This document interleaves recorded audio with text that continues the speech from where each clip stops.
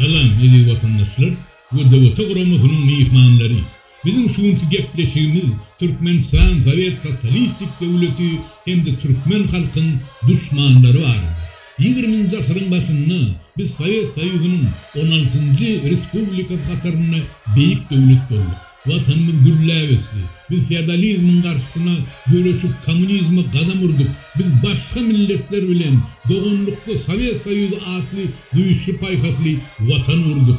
Sovet Konstitusyası bize erkin durmuş, mutluluk, mançılık ve bilim almak için emlakta yaşam hukukunu verdi. Soyuz Konstitusyasının esasını halkımızı soğutsuzluktan intelekt belentliklere çıkardık. Sovetler bize Ilimlar Akademiyasını, yukarı okul aylarını verdi ve fizika, astrofizika, matematika, biyologiya, biyokimiya kadrlarını tayarladı. Bizim alimlerimiz dünyada ilkinci olup gün enstitüsünü açtılar ve gün enerjisi kuğduğunu üstünlük kazandılar. Türkmen halkı vatanımızda ilim ve teknoloji ösüşünü dünya kanattı. Biz Sovet Türkmenleri işte ağzı bir olup progresif iliminin ve teknolojiyanın ehli buğdaklarına acayip belirttiklere yettik. Sovet Türkmenistan'ın baydağının aslında halkımızda öğrettik. Hem de dünya devletini vurduk. Arman, inamdar, sağda Türkmen olunumuz için Saparmurat Niyazov'un propaganda manipülasyasını dinleyip, inanıp, kararsızlık kururuz deyip devletimizi netkada ganhor, oğru adamların eline kavuşurduk. Yurdumuz taladılar ve talamağı devam ediyorlar. Sovetler devrinde kazanılan progresif yukarı ilim, teknoloji, medeniyet ve sport buğdaklarını bu düşman oğru cümürler rehim şefa etmeyen güllürmüşümüzü elimizden aldılar.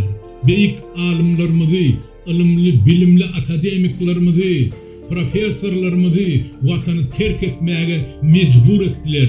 Zulüm zorluk bilen türmelere bastılar. Halkımızı ilim çeşmesinden kesip, dize çökürüp, şükür toplamına salıp, din fanatizmini beyinlerine koydular.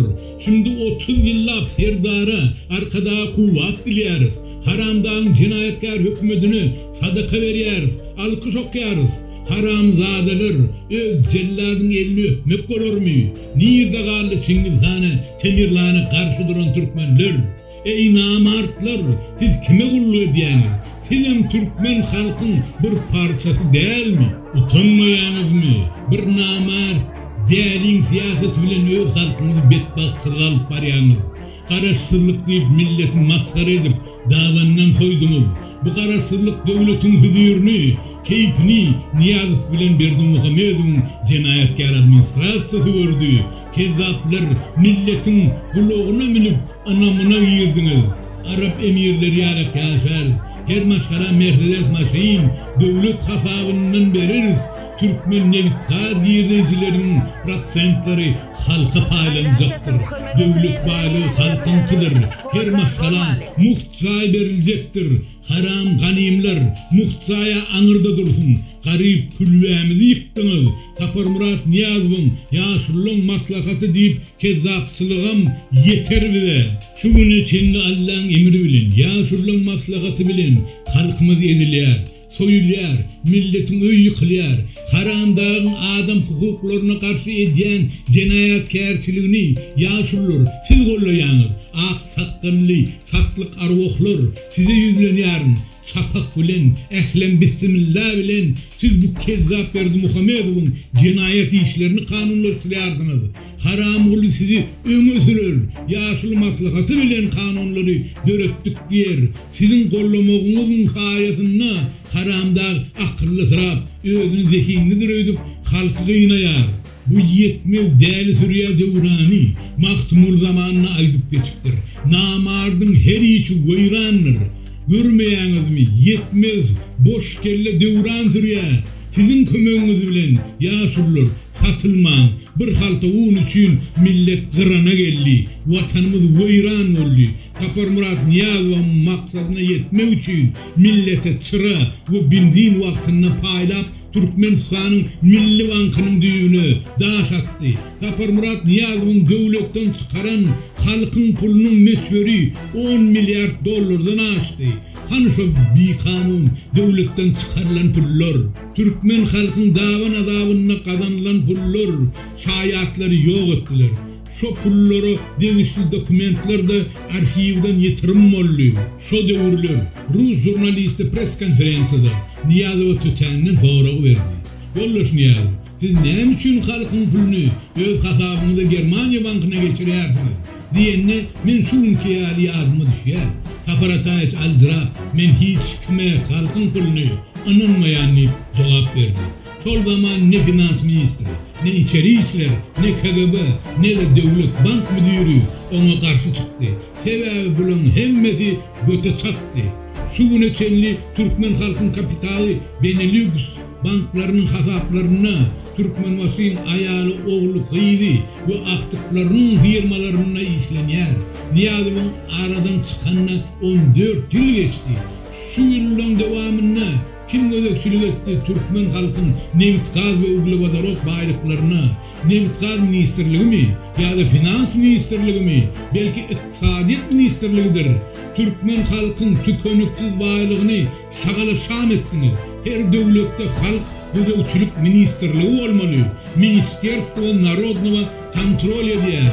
Haramda devlet büdjetini sıyırıp kopurup daşarık çıkarıp oturuyor. Siz son karşısına ne ettiniz? Hammal bağlarını oturuyordunuz. Talkuçkuda teleşke taşıyordunuz. Avadançılık parahat yurdum var deyip el çarpıyordunuz. Arkadağı şöhret deyip aydımay diyordunuz. Garip halkta ne pensiye var, ne aylık var, ne de sosyal devlet kömeği var. Devlet tarafından halk öz akımına zımırlı. Türkmen halkı çöreğe pul takmayarka bu oğru hükümetin dışarıdaki kapital dolanış balansı takriben 300 milyar dolardan kıvraktır. Görün öz Türkmenin milletin ne unasalli. Doğunlar, bu namartlar vatanımızı çökürdüler. Avtoritar hükümet kurup halkımızı haksız, hukuksuz mal edip korku aslında 30 yıl saklap geliyorlar. Emma kıyınansak da bu acayip Sovyet hükümetinin kadrini bilmedik.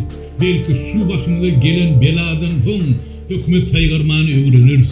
Türkmen faşizm hükümetini, arkadağını, serdarını, moğollusunu, ministerlerini bir giden binamız, bilimsiz alımsız halitesini yok etmeli. Bu sansız hayvanlar bizi ruhi ve ahlak medeniyetimiz bilen dünyadaki ehli üstünlüklerimizden hatta şeker tuğu, yağdan, undan mahrum etti. Halkın içindeki kovgulun ve cemiyetçilik tartışmalığı harbi güçler bilen basıyarlar.